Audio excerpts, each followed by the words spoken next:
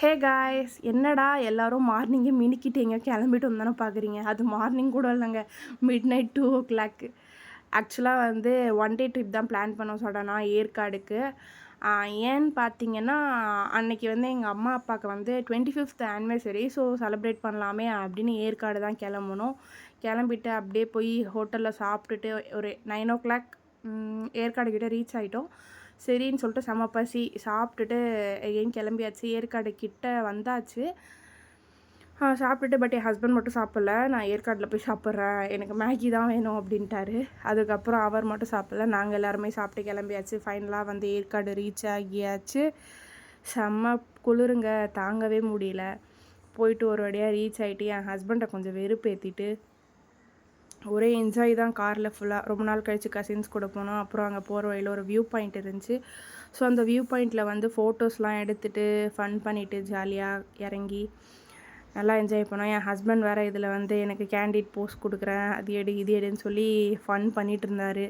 அப்புறம் அவர் எடுத்து கொடுத்துட்டு அப்படியே போயிட்டு, அவர் பசி எடுக்குது சாப்பிட்லாம் அப்படின்னு சொல்லிட்டு அவர் சாப்பிட்டாரு. சாப்பிட்டுட்டு ஸ்நாக்ஸ்லாம் வாங்கிட்டு அப்புறம் என் அண்ணன் அப்படியே ஏதோ பாசமாக அப்போ தான் ஊட்டி விட்டான். அப்புறம் என் சன்னுக்கு வந்து இந்த கேப் வாங்கிட்டு, ரொம்ப குளிர் இருக்குல்ல அதனால் அவனுக்கு அது வாங்கிட்டு கோல்டு வந்துடும் அப்படின்னு சொல்லிட்டு தென் வந்து எங்கள் அம்மாவுக்கு போய் கேக் வாங்கலாம். ஆக்சுவலாக பிஃபோராகவே நாங்கள் அங்கே ஆர்டர் பண்ணிட்டோம். ஸோ அன்றைக்கி போயிட்டு கேக் வாங்கிட்டு பட்டர்ஸ்காட்ச் ஃப்ளேவர் தான் வாங்கினோம். செம்ம டேஸ்ட்டாக இருந்துச்சு, அல்டிமேட். ரொம்பவே எனக்கு பிடிச்சி. நான் கூட பயந்தேன், புது பேக்கரி எப்படி டேஸ்ட் இருக்குது, எப்படி செய்வாங்கன்னு தெரியலையே அப்படின்னு பார்த்தேன். பட் நிஜமாவே ரொம்பவே வந்து ரொம்ப டேஸ்ட்டாக இருந்துச்சு.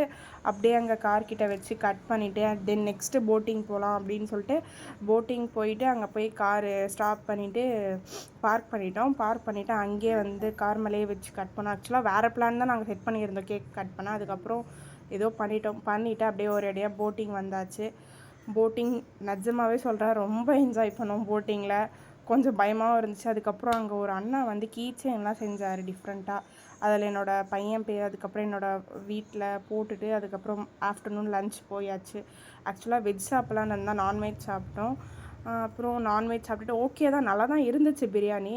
அதுக்கப்புறம் டாப் வியூ பாயிண்ட்டு பார்க்கணுன்னு என் ஹஸ்பண்ட் கூப்பிட்டு போனார். பார்த்துட்டு ஸ்நாக்ஸ் சாப்பிட்டுட்டு அப்படியே கிளம்பியாச்சு. பாய் பாய், நெக்ஸ்ட் வீடியோவில் பார்க்கலாம்.